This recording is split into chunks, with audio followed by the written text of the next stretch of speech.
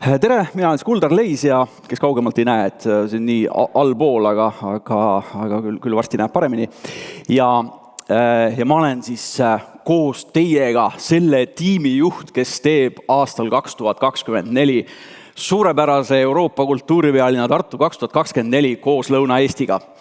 Ja kui ma viimast korda siin lava peal olin, mul tuleb meelde, siis mul oli kitarr käes ja natuke laulsin koos pojaga ja laulsin visioonist. Sellest visioonist, et mida võiks elus veel teha, et mis tegemata on ja midagi vägevat korda saata. Ja kui ma selle ära laulsin, siis mu naine sai sellest peaaegu infarkti ja kahjuks õnneks see visioon täide ei läinud. Sellepärast, et see, mis ma täna teen koos teiega kuni 25. aastani, on palju ägedam sellest nõmedast visioonist, millest ma tookord laulsin. Nii et lõpp hea, kõik hea. Aga täna siis lühidalt kahel teemal. Ehk siis, kui 24. aastal ja juba 23. ka hakkavad siia külalised muudkui saabuma mujalt poolt Eestist ja Euroopast ja maailmast, siis peatuks kiirelt kahel teemal. Kuhu me neid majutame ja kui me oleme nad ära majutanud, siis mis me nendega peale hakkame. Ehk siis hotellid, Airbnb, turismitalud, ehk siis kõik need ametlikud majutusasutused on meil olemas, nad on alles, loodetavasti neid saab veel rohkem olema ja nad pakuvad oma kindlat head taset, selles ei ole kahtlustki.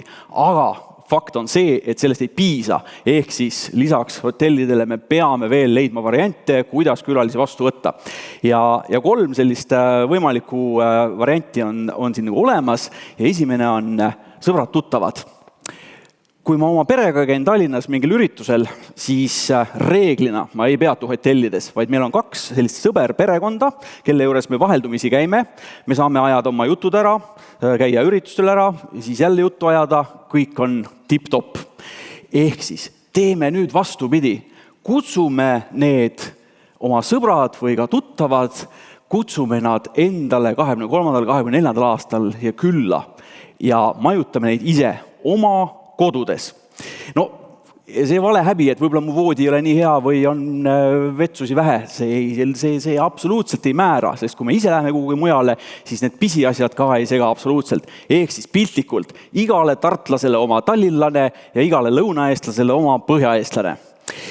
Teine, ürituse korraldajad koordineerivad ise majutuse. 2 head näidet on siit samast Põlvast ja ka Moostest. Ehk siis esimene on see, kus aastal 2019 oli Põlvas organiseeriti Euroopa maapiirkondade harta, mis tähendas seda, et kõigist 23 Euroopa riigist oli circa 10 inimest igast ja seal hartal on selline põhimõte, et iga aasta toimub see üritus kuskil eri riigis ja majututakse kodudes. No, alguses oli meil ka põdemist, et kas me suudame Põlva lähedusse ära paigutada 200 välismaalast. Suutsime. Mul olid, või meie peres olid sel aastal horvaadid ja aasta hiljem, kui oli noorteharta, siis olid portugallased. Tulemus on see, et nendel samadel horvaatidel oleme me juba ise külas käinud, sest meil tekkis nii hea suhe ja Portugali plaanime minna järgmisel aastal. Ehk siis me suutsime kodudesse ära paigutada ja samasse väiksesse Põlva ümbrusse 200 eurooplast. Kui nüüd seda teisendada nagu Lõuna-Eesti peale, siis pole kahtlust, et me suudame tuhandeid väljastpoolt Lõuna-Eestit tulnud siia majutada. Ja nad olid 4 päeva, see ei olnud 1 päev, see oli 4 päeva. Teine näide on suusa orienteerumise mis toimus Põlvas 2014 ja sportlasi koos külalistega oli 500. See oli talvel. Me võtsime appi loomulikult kõik hotellid seekord, turismitalud ja nii edasi ja me suutsime 500 inimest ära paigutada Põlva valda ja natukene ka kaugemale. Ehk siis ka talvel on võimalik just kodudes oluliselt külalisi külla kutsuda ja magama kutsuda. 3. Kui nüüd seda harjutada, seda oma koju kutsumist sel aastal, järgmisel aastal, siis võib-olla meie seas ka neid, kes teevad sellest oma ettevõtluse. Ehk siis kui ettevõtluse pisikut on, siis võib-olla 24. aastal te teete oma nii-öelda mini-turismitalu. Ka see on variant. Nüüd, kui nad on siin, mis siis edasi saab? Ehk siis hotellid pakuvad oma väga heal tasemel lahendusi ja suunavad neid külalisi sinna, kuhu nad on alati suunanud, kõik on sellega okei. Aga need, kes on kodudes, meil on tohutult palju rohkem võimalusi pakkuda külalistele igasuguseid erinevaid põnevusi, igasuguseid erinevaid lahendusi. Ehk siis reeglina see külaline Raekoja platsi leiab ise üles, Taevaskoja leitakse üles, Suur Munamägi leitakse üles, aga võib-olla naabrimehe või sõbra suitsusauna ei leita ja mustikaid ei leita. Mul oli Austria perekond külas, see oli siis, kui mul noorem poeg oli veel 4-aastane ja me sõitsime Piusakandis ringi ja vaatasin, et ilus mets on, et kuplitega männimets ja samblikud maas ja vaatasin, mustikaaeg on ka, lähme käime mustikale. Nii kui autost välja läksime, austrialased küsivad, kas teil tohib minna niisama metsa või?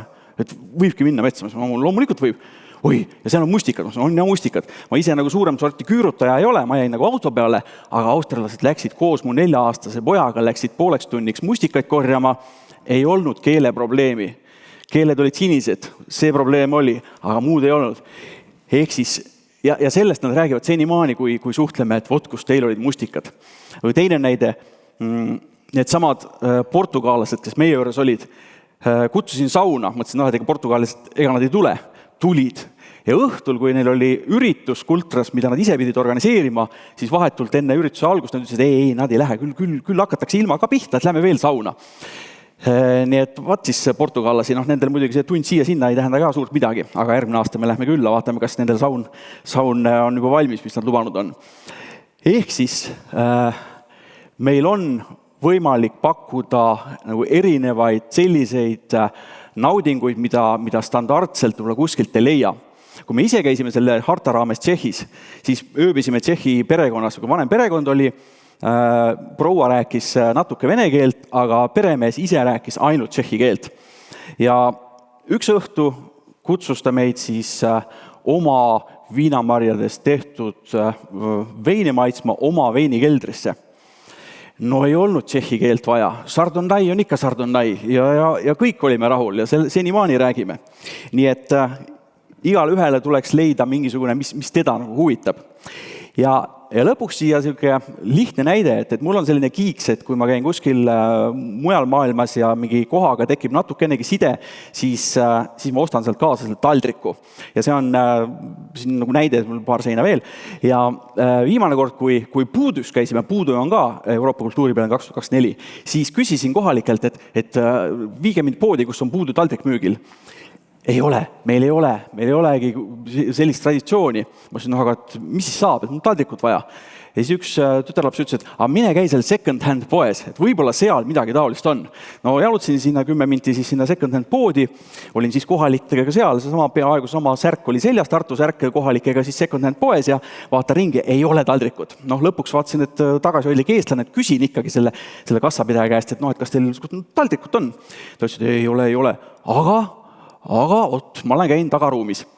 Käis tagaruumis, tuli 5 minuti pärast tagasi, mina nii kaua jälle nende kohalikega sellasin chit-chati ja tuleb 5 minuti pärast tagasi ja tõigi taldriku. Läks jah. Tagasi. Ta ei ole päris taldrik. Aga lugu oli selline, ta ütles, et 1960-ndatel, 70-ndatel oli Puudus väga popp rahvatants ja samas ka keraamika. Ja vot selle Kassapreili ema oli selle rahvatantsu kollektiivi juht ja samas tegi ka keraamikat. Et see on oma kätekestega tehtud selle kassapidaja ema poolt. Ja vot see oli lugu. Ja koos me siis maalisime selle Puudu ka sinna peale, sest tegelikult seda enne seal peale ei olnud. Miks ma seda räägin, on see, 24. aastal nad loomulikult tulevad kogu oma second hand poega siia Tartusse, sest et ma olin ka Tartu särgiga ja rääkisin, mis meil toimub. Aga moraal on see, et kui sellist külalislahkust pakkuda, siis järelikult on võimalik nii, et pärast ka minusugune räägib tänu omale kiiksule ja tänu norrakatele räägib Puudust siin kõigile Lõuna-Eestis. nii et üks väike nüanss veel, et need taldrikud ostan tavaliselt 10–20 euri eest, rohkem ei täi maksta, ega nad rohkem maksa ka. Ja ma mõtlesin, et ma Norra lähen, ma olen nõus 25 euri maksma. Aga selle second hand poest taldriku ma sain 6 euriga, nii et külalislahkus tasus ära. Aitäh ja näeme täna veel.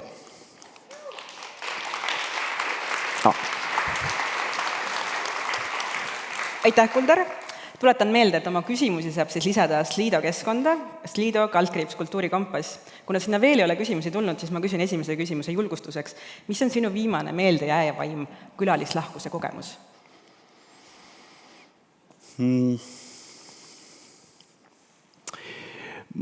Ma olen suitsusauna fänn ja mul endal enam ei ole seda ja kui kuskil on võimalik, siis me käime.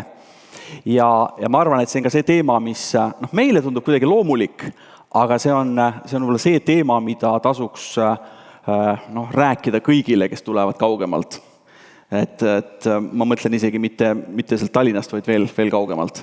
Nii et ühe inglase, muideks, ma tõin siin Moostes on 200 meetrit sinnapoole on Needo Ülo suitsusaun ja me käisime kahekesi selle inglasega seal ja pärast ta kutsus meid, ta ütles, et see oli nii vahva, et tule Inglismaale, me läksime koos perega ja ta andis meile sõita siis nädalaks ajaks oma Peugeot 208, mille rool oli teisel pool ja manuaalkast oli, see oli külalislahkus.